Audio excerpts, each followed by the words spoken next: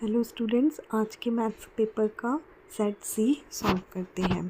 ठीक है, तो फर्स्ट क्वेश्चन में हमें बोल रहा है कि जो आपको पॉलिनोमियल दिया हुआ है x square plus 4x plus 4, ये जो आपको दिया हुआ है इसका प्रोडक्ट ऑफ ज़ीरोज़ क्या होगा ये बताना है।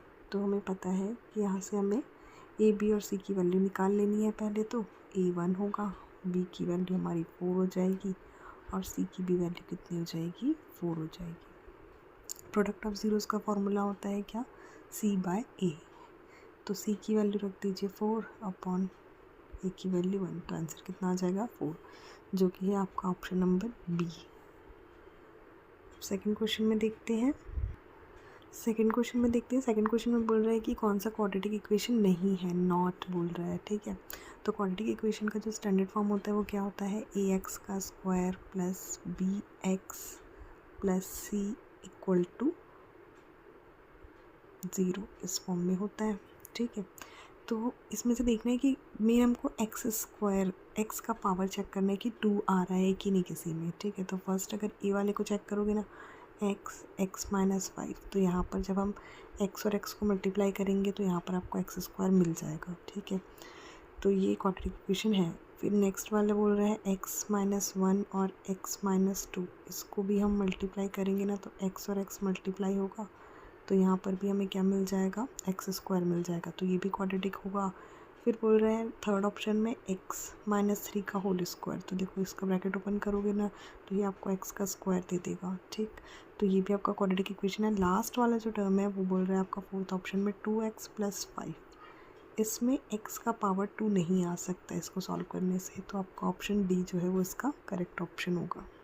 अब क्वेश्चन नंबर 3 में देखते हैं। इसमें कॉसेक स्क्वायर 60 डिग्री का वैल्यू पूछा है। ठीक है, तो पहले हमको पता है कि अगर आपको डायरेक्ट याद नहीं है तो साइन 60 डिग्री कितना होता है वो लिख लेते हैं। तो साइन 60 डिग्री जो है वो √3/2 होता है। ठीक है, तो कॉसेक जो होता है वो साइन का उल्टा होता है, तो कॉसेक 60 डिग्री की जो वैल्यू हो जाएगी वो कितनी हो जाएगी, तो हो जाएगी 2/√3। ठीक है, 2/√3।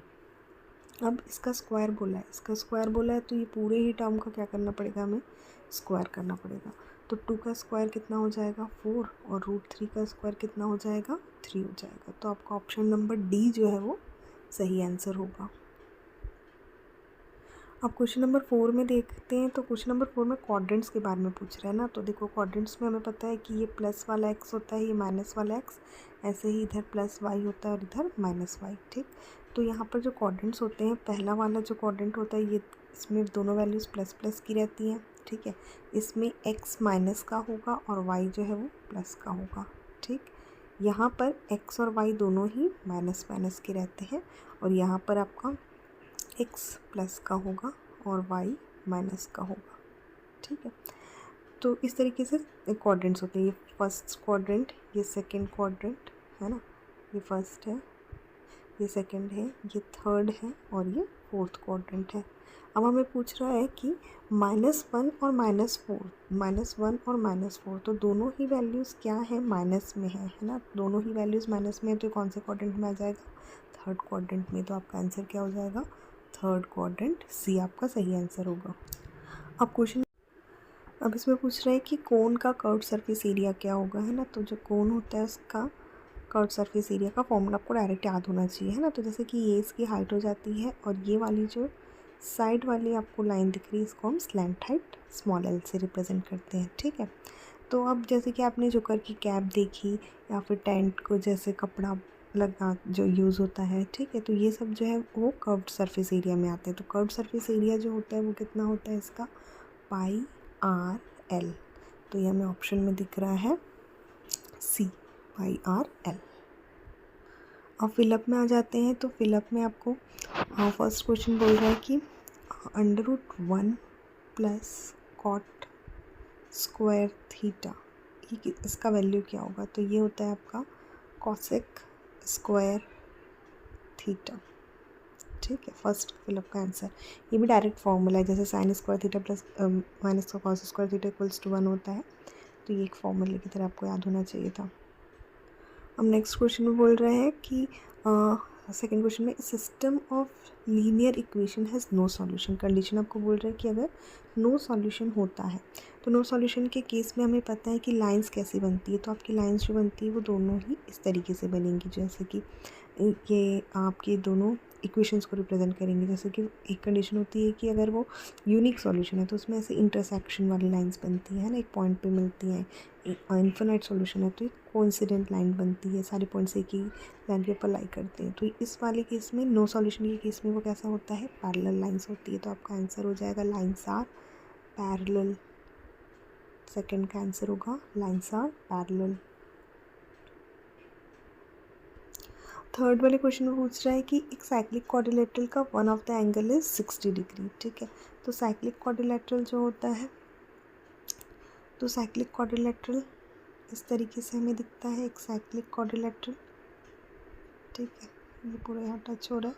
ठीक, तो इसमें अपोजिट एंगल्स जो होते हैं इनका जो सम होता है वो कितना होता है, 180 डिग्री होता है। इनका सम 180 डिग्री होता है ना। साइक्लिक ही पूरा इसको टच करते हुए जाएगा सर्कल को। ठीक है, तभी इसका एंगल 180 डिग्री होता है। तो अगर बोल रहे हैं कि एक एंगल 60 डिग्री है तो उसका अपोजिट एंगल बताना है। मान लेते हैं कि ये 60 डिग्री है तो ये वाला कितना होगा, तो आप 180 में से माइनस कर देते हैं 60 को, तो आपका आंसर कितना आ जाएगा, 120 डिग्री। तो थर्ड का आंसर हो जाएगा 120 डिग्री। चलिए नेक्स्ट क्वेश्चन देखते हैं। फोर्थ वाले में बोल रहे हैं कि longest chord of a circle. तो जो सर्कल होता है उसकी लॉन्गेस्ट कॉर्ड को क्या बोलते हैं। तो एक अगर ये सर्कल है ना, तो कॉर्ड्स हम किसके कहते हैं, कॉर्ड किसको बोलेंगे। अगर एक सर्कल है तो उसमें कॉर्ड जो होगा वो सर्कल के साइड्स को टच करते हुए जो लाइन जाती है, जैसे कि ये जो है ये क्या है, एक कॉर्ड है ना। ऐसे इसमें बहुत सारे कॉर्ड्स हम ड्रॉ कर सकते हैं, लेकिन वो पूछ रहा है लार्जेस्ट कॉर्ड। तो जो सेंटर से लाइन जाती है ना वो होगी हमारी लार्जेस्ट कॉर्ड। ठीक है, तो इस लाइन को हम क्या नाम दे देते हैं, मान लेते हैं लाइन हमारी ए बी है तो इस लाइन को हम बोलते हैं डायमीटर। तो इसका आंसर हो जाएगा आपका डायमीटर।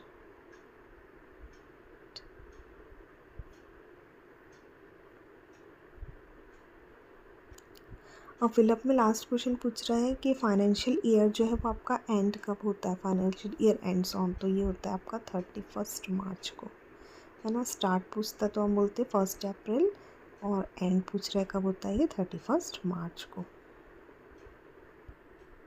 चलिए अब ट्रू फॉल्स को देख लेते हैं। तो फर्स्ट में बोल रहा है कि the amount on which interest is calculated, उसको टोटल अमाउंट बोलते हैं। तो जिस अमाउंट पे अपन इंटरेस्ट मिलता है, मतलब अपन जो बैंक में डिपॉजिट करने जाते हैं उस अमाउंट को हम प्रिंसिपल बोलते हैं, जिस पे अपना इंटरेस्ट कैलकुलेट होता है ना। तो ये अपना सही आंसर प्रिंसिपल होगा। यहाँ पर टोटल अमाउंट लिखा है तो फर्स्ट वाला जो है वो फॉल्स होगा। फर्स्ट आंसर जो है वो आपका फॉल्स है। सेकंड वाला देखते हैं। सेकंड वाले बोल रहे हैं कि 2 ट्राइंगल्स अगर प्रोपोर्शनल होते हैं, ठीक है, मान लेते हैं एक बड़ा ट्राइंगल और एक छोटा ट्राइंगल है, अगर इनकी साइड्स प्रोपोर्शनल हैं तो क्या ये सिमिलर नहीं होंगे, then these 2 triangles are not similar बोल रहा है। तो ये दोनों अगर ऐसे होते हैं ना तो ये सिमिलर होते हैं, प्रोपोर्शनल हैं अगर तो ये सिमिलर होते हैं। तो ये नॉट सिमिलर बोल रहा है, इसीलिए ये वाला भी आंसर आपका सेकेंड वाला भी क्या होगा, फॉल्स होगा। नेक्स्ट वाले थर्ड वाले में बोल रहे हैं कि पॉइंट जो है वो क्या पॉजिटिव वाई एक्सिस पे लाई करेगा। तो देखते हैं हमारे पास जो पॉइंट है वो क्या दिया है, 0,5 बोल रहा है। तो जो फर्स्ट कोऑर्डिनेट होता है वो किसको रिप्रेजेंट करता है, एक्स को, है ना, और ये वाला जो है वो वाई को रिप्रेजेंट करता है। तो अगर अपन इसको प्लॉट करेंगे तो ये कैसे प्लॉट होगा, तो एक्स में तो आपको 0 पे रहना है, मतलब यहीं पर, और वाई पर आपको 5 में जाना है। तो 1 2 3 4 5 तो यहाँ कहीं मिलेगा, है ना। तो ये कौन से साइड पे आ रहा है, प्लस वाली वाई एक्सिस पे। तो हमसे बोला भी वही है कि वो पॉजिटिव पे लाई करेगा, तो ये जो है वो आपका ट्रू होगा। नेक्स्ट फोर्थ वाले में बोल रहा है कि A is to B is to C है, तो क्या सी उसका मीन प्रोपोर्शनल होगा। तो देखो अगर ऐसा दिया रहता है तो हम इसको ऐसा लिख सकते हैं ना, A is to B is to C, है ना। प्रोपोर्शन के केस में ऐसे लिखेंगे। अब एक्सट्रीम्स जो होते हैं उनका प्रोडक्ट होता है तो ए इंटू सी का होगा, और जो आपका मिडिल टर्म होता है इसका प्रोडक्ट होता है, तो B square is equals to A C, है ना। तो मीन प्रोपोर्शनल जो होगा वो आप, तो मीन प्रोपोर्शन की वैल्यू कितनी हो जाएगी आपकी, B is equals to under root A C, है ना। अब बी स्क्वायर में था तो ये प्लस माइनस दोनों वैल्यूज़ हो सकती हैं, ठीक है। तो मीन प्रोपोर्शन यहाँ पर दिया रहता है तो बी दिया रहता है या फिर ये टर्म दिया रहता है, तब हम बोलते कि ये 2 था। यहाँ पर उसने सी को बोल दिया है तो ये वाला भी आंसर क्या होगा आपका, फॉल्स होगा।